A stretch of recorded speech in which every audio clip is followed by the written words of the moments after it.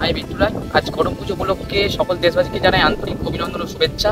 আজ আমরা মোশনের পাড় ও তার পার্শ্ববর্তী অঞ্চলে তালগাছ রোপণের কর্মসূচি গ্রহণ করেছি। আমরা প্রায় আজ 1000খানা তালগাছ বীজ রোপণ করার কর্মসূচি গ্রহণ করেছি এবং আমরা দেশবাসীকে এটাই অনুরোধ যে আমরা গাছ লাগান এবং পরিবেশকে রক্ষা করুন।